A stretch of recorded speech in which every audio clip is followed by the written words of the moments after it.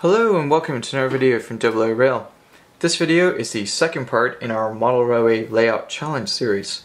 In this video we're going to show you exactly how we came up with the concept and what that concept is for this particular layout, and we're also going to explain to you how much track you'll need to purchase, and we're also going to do a running total of the cost involved on the video as well.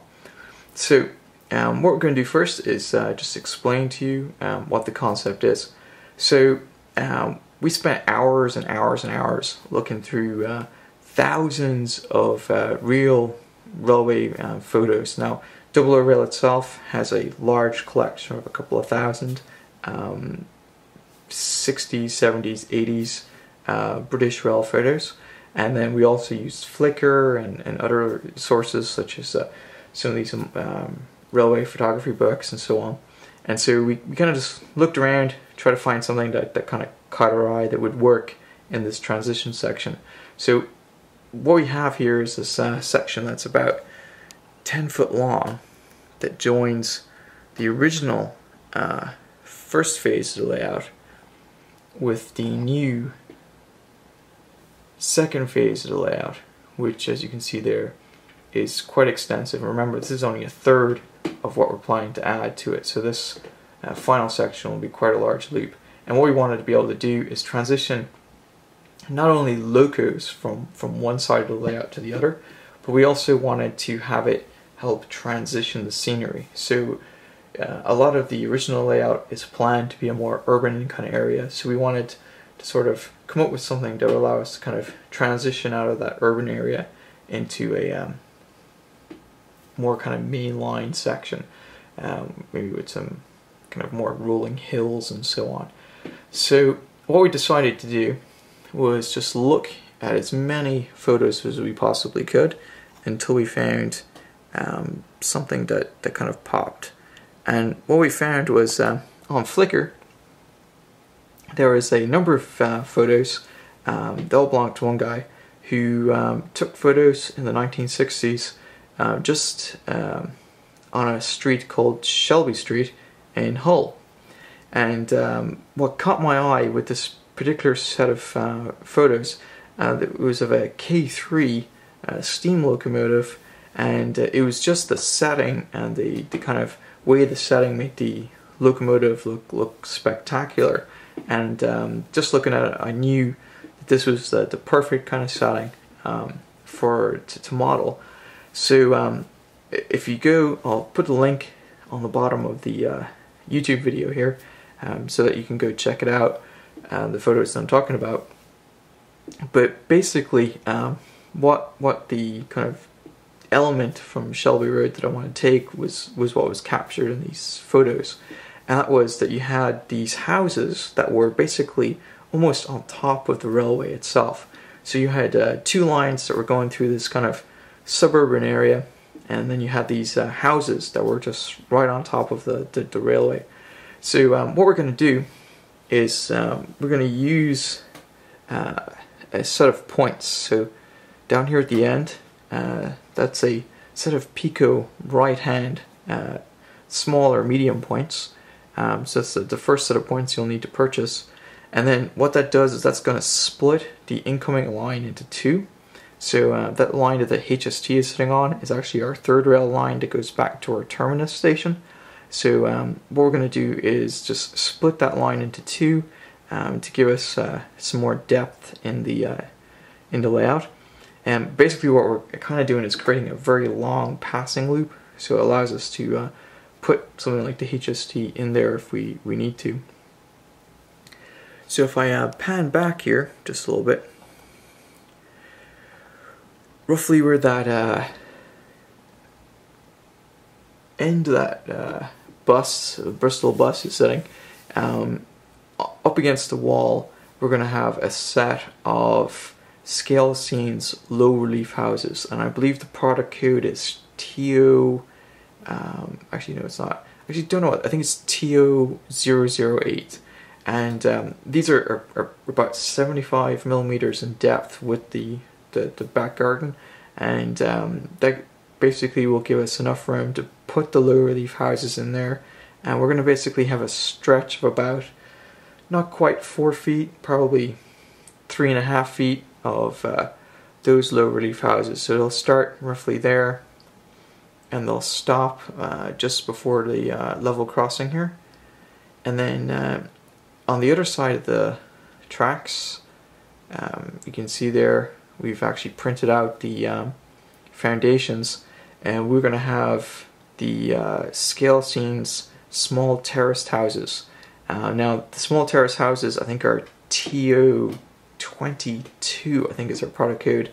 I'll put the right product codes at the bottom of the video, but a kind of companion product to those is this scale scenes. I think it's TO23. It's their kind of corner shops, corner store sort of thing, and that latches onto the end of those terraced houses. So if you stick one on either end, it kind of completes the look, you know, of an actual street. So we have the low relief houses on one side of the tracks, and then we have the full buildings on the other. Now, if you're not familiar with low relief housing, low relief buildings are basically half a building. So you kind of put them up against a wall, and you've got like half the building there. So as the train's going by, the background, it looks like it's a real house from the perspective that you're looking at it, but it's really just like a quarter of a house or half a house. So it's great for putting up against a wall instead of using a back scene, and it helps kind of set the scene a little bit. Now the terraced houses that are on this side of the tracks, those are going to be the full-sized house. So they'll be constructed using just regular card, probably 1 and 2 millimeter card and glue. And the nice thing with the scale scenes kits is you buy it once for about $3.99 or $4.99 depending on the kit, and you can print it out as many times as you want. So really, if you're lucky enough like me to own a laser printer, you can go and, you know, essentially run off thousands and thousands of prints before you use up a toner cartridge. So the cost to print one of these sets is really, really small. Now the other set we're going to use from scale scenes is the road that they have there. So you can see I have a set of Britbus, Corgi, and Oxford die-cast vehicles there, and they're just kind of test fitting the look of the road. And so what we did there was we just printed out a sampling of the scale scenes kit just to get a feel of where it's going to go. And then in front of that there's a rail, and you can see the rail is actually sitting on the truck sitting on that kind of grey printout. Now what that grey printout is actually another scale scenes kit, which is their viaduct. And what we're going to do is you can see, if I tilt the camera up, we actually have this section that comes over the top of the continuous loop of the other layout. And so what we wanted to do was bring that in here, and then just essentially as it transitions as part of the layout, bring it back down to ground level. So what I did was I basically printed out those so we could get an idea of where it needs to transition the other track. So you can see it's a little bit off from where we originally had it planned, so we're going to have to go and adjust that track that's on the other side of the other part of the layout. And then the other two rails that are here basically create a really long siding, or could be used for pretty much anything that you want, you know, storing rolling stock and so on. There'll be another set of points there, that's a left hand set of points, and then that goes off into a curved section. And this part will just be an exit track, so for us it's going on to another continuous loop. You know, you can do whatever you want with it if you're copying this. But one of the things that I wanted to show you is that rail there that's on the inside nearest the vehicles is actually going to be elevated. So it'll be elevated on some viaducts, then it'll get to about here and it'll start a descent probably with the retaining wall, and then when we get to about here it should be almost down at ground level, and it'll run out like so. And of course, you have plenty of opportunity here to install various set of points to interconnect the various sections. There you can see we have a couple of pieces of just I think it's 1/4 inch popular wood, and that was about 97 cents at Lowe's per strip. And what we're going to do is we're actually going to use that to create the pillars. It's a lot cheaper than using the Hornby ones, and we can do it at a much kind of denser interval, and that will help us figure out where the actual descent for the retaining wall is going to go. So that covers pretty much this section of the layout. So this first part of the layout, which we're going to call section A, which is a 6 foot by 2 foot section, is basically inspired by Selby Road in Hull. Might not necessarily set it as Selby Road in Hull, but it's going to give us that kind of setting, I guess would be the best way to put it. Is what we're trying to achieve. So we're going to have the 2 tracks, the low relief housing in there, the housing on the other side, and then there's going to be a road that'll extend that way. And of course, we'll be able to cleanly exit the road because the road will go here and across the level crossing, and then we can have some sort of back scene or some sort of side street that makes it look like it's going off into the distance. So the second part of the layout, which is section B here, is actually going to have a train station. So we have a left-hand medium point, that's Pico, and then we have the kind of passing loop platform. And then down here, I know it's, my baseboards are a little bit shifted, but down this end we will have a right-hand point that puts it back onto that part of the loop. But that will enable us to put a platform in there, and then we can put another platform in between these 2 rails here. And then we'll have some sort of set of points for you guys. You could possibly put it there and extend the platform out this way.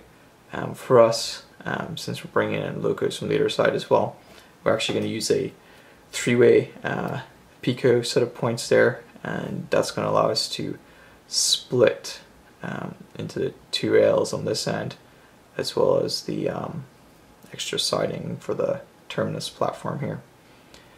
And that then will give us some room here between the elevated part that's now come back to the base level of the baseboard and that terminus siding to put in probably a station building, maybe down here, and some form of car park and a platform. So we can make that look pretty nice. So that also, maybe put a T-junction in there with some traffic lights, and that will allow us to you know, kind of terminate the road this way. And I'm not quite sure yet what we're going to do past that corner shop, which is just kind of level with that National Coal Board truck. So roughly, or lorry, sorry, roughly in there. So I think that we're not quite sure what we're going to do yet. There's a possibility I might try to put factory or add in our street or something like that, but we'll figure out something appropriate.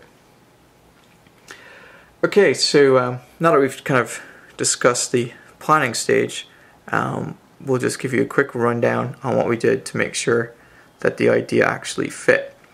So we took the concept of Shelby Road from some photographs, and we figured out how to create that effect with the 2 rails and the buildings on either side by knowing that we can put the low relief buildings up against the wall, the small terraced houses opposite it. So we're going to be able to easily put that together. So the first thing we needed to do was kind of roughly put the track down where we thought it should go. So you can see we put down the flex track to extend that out, and then we also put in the level crossing and kind of roughly put in where this track will go. Obviously that's too close together and so on there for the platform. But it was just kind of a rough idea. And then what we did was we went to the scale scenes and purchased the scale scenes buildings. Now some of the buildings we already had Some of them we had to purchase. So we went ahead and purchased those, and we went to the terraced houses and the corner shops. All have a foundation page.